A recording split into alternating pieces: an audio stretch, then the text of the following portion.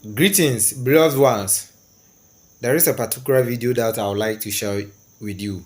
When we talk about the youth, we giving the youth the chance to take over our political seat, and most of us do not understand it. Don't forget what Ibrahim Traore is doing.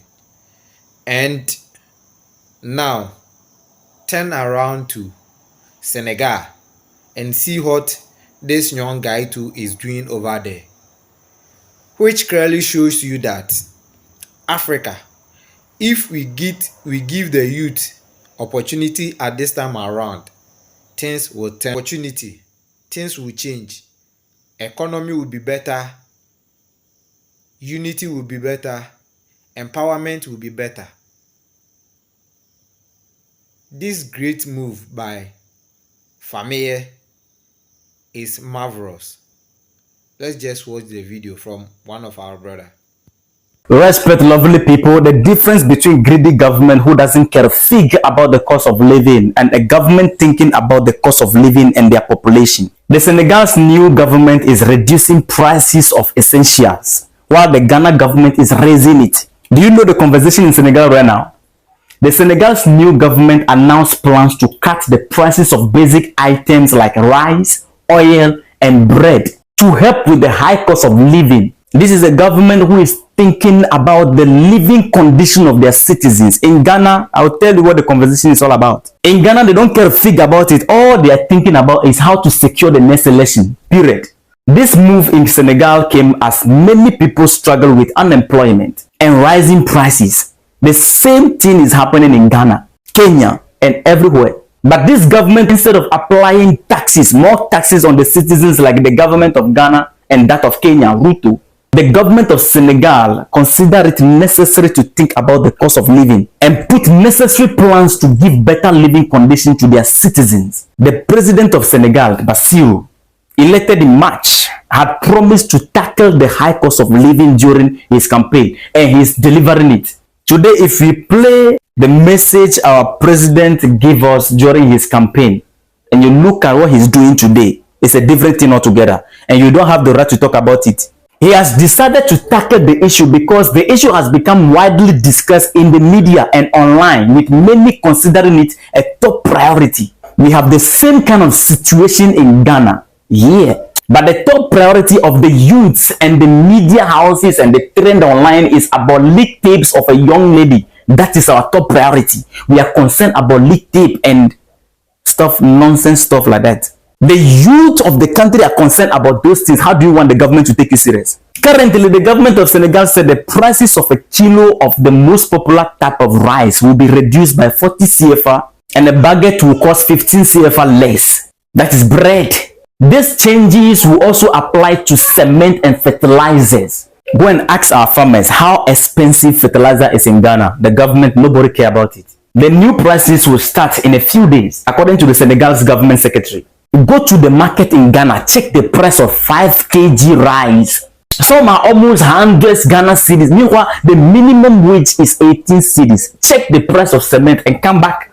Now listen, according to report, food expenses make up half of a typical Senegalese household budget. Half in Ghana, food expenses is over the household budget. But the discussion in parliament is about ministers wanting to be having siren in their cars and moving with speed limit. They want to now jam the citizens on the street. The conversation in Ghana is about building houses for an invisible God. Meanwhile, people are dying in hospital because not enough dialysis machine. Why are we even blaming the government when the youths are more concerned about leak tapes other than the future of their beloved nation?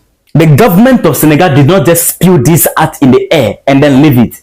The government of Senegal has initiated plans to increase checks to ensure traders follow the new prices. Today in Ghana, the nation is practically on autopilot. Go to the market, everyone have their own separate prices. High prices. Everything is anyhow, like there's no leader leading the nation. Now check this out. The budget minister of Senegal said the government will waive taxes and custom duties for importers to help with the price cuts. And this plan will cost 53.3 billion CFA. That is over 81 million euros, equivalent to $87 million. Come to Ghana. The government of Ghana has spent over 58 million US dollars on the cathedral, which is the supposed house for an invisible God. Meanwhile, petrol price is up, transport is also up, and the government doesn't care a fig about it. They are concerned about winning election. Unemployment is on the rise. Instead of building factories, creating jobs for the youth, they sat down, thought about it, think through it, and came up with the plan that let's use the money which can actually be used to create lot of job for the youth. Let's use the money to build a church so that the youth can go in and pray to God for God to give them job, for God to make them financially stable. They are more interested in winning the election by hook or crooks. The president together with the vice president are busy trying to secure power, and they have refused to address the high cost of living.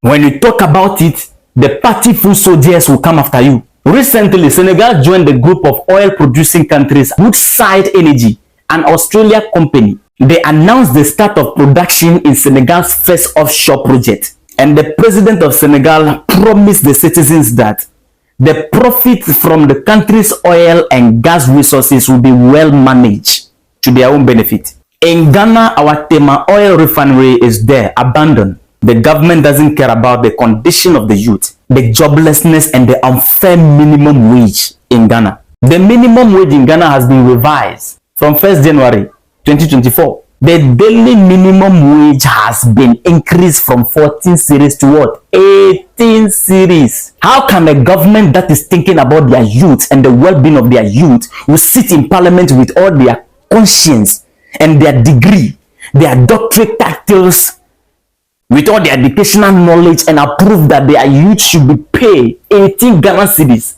Meanwhile, cement is sold at 100 cedis. Which correct government will approve that nonsense? And when people are saying that foreign passport is better than our degree, you are complaining. Calculate how many days it will take a typical Ghanaian youth to work on that minimum wage before hitting the price of cement. Let's not even talk about the cement. 5 kg rice. Transport from the house to work has already consumed that money. If you are left with something, coins to buy water. That's all. The day Ghana youth will understand that you are actually working hard in the right country with the wrong leadership, you will wake up. We are living in a country run by greedy men and greedy women in parliament. Respect.